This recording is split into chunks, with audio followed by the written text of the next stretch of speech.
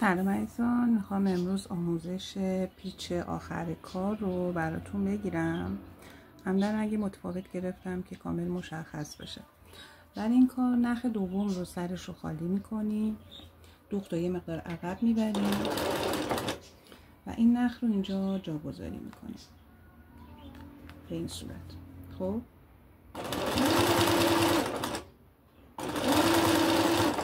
این قسمت رو محکم کاری میکنید. من چون میخوام بشکافم دیگه محکم کاریش نمیکنم. خب بعد شروع میکنید به پیچش این کار. حالا هر چقدر که میخواین این پیچ ها بیشتر باشه ریزتر میکنید پیچاتون.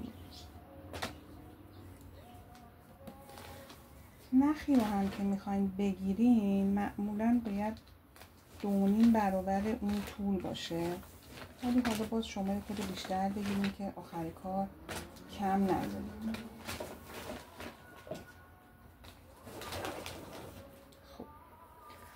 همینطور این کار رو پیچ میدم. میتونید همزمان که دارید پیچ میدید دوختتونم بزنید به این صورت. ما اینجوری که صفر کاری کردیم یه جوری میان که روی این دوخت باشه. ببینید به این صورت.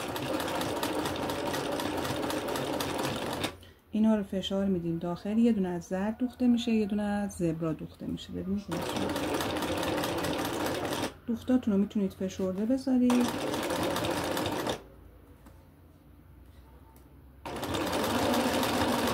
کامل کار صفر در بیاد. حالا دور سبد، باکس، همه اینا رو میتونید انجام بدید. من حالا چون دارم آموزشی میگیرم برای دور زیر بشقاری گرفتم.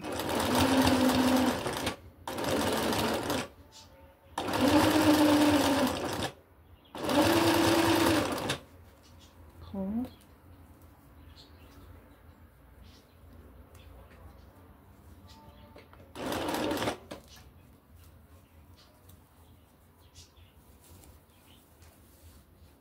نختونم گوله کنید خیلی بهتره.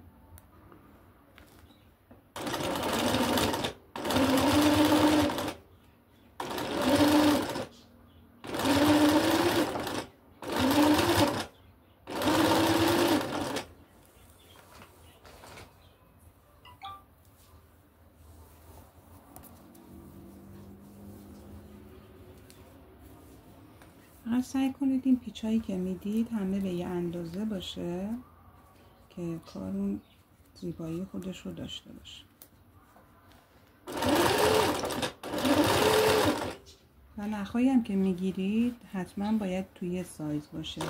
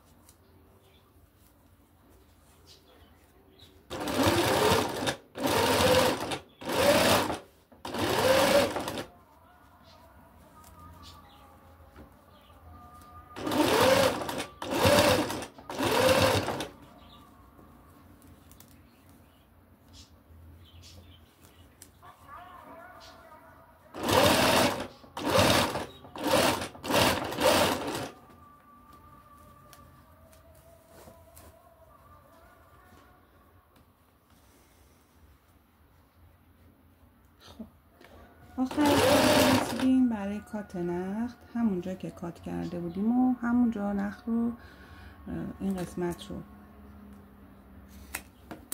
فولش میزنید.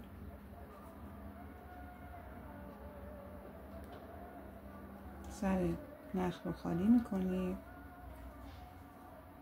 که راحت‌تر داخل این نخ بره. به این صورت. خب و اینو میذارید داخل کار. این نخ رو هم، نخ زبرا رو هم داخلش رو خالی میکنید و هر دوتا رو به هم پیچ میدید و میذارید داخل کار همینجا دوخته بشه. من چون این نخ رو لازم دارم میخوام ادامه دوختم نصف نمونه کات نخوره نخم برش نمیدم. ببینید به این صورت.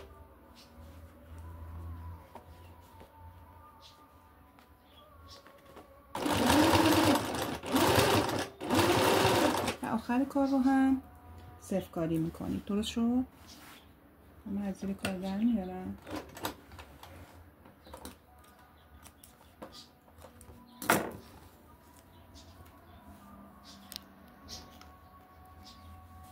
این بعد برش داده بشه. من چون نمیخوام نخم بریده بشه نبریدم. خب این قسمت هم قسمتی که لیبل میخوره. به همین قشنگی من یه رنگ دیگه گرفتم که شما کامل کار رو ببینید. من دوختامو درست زدم چون میخوام بشکافم. شما میتونید دوختاتون رو فشرده تر بزنید. اینها رو هم یه خود منظم تر بزنید. اینم از آموزش پیچ آخر کار. برای دیوارم به همین صورت هست. شما این فقط همینجور ایستاده است و این گیسپاف رو به صورت ایستاده میزنید.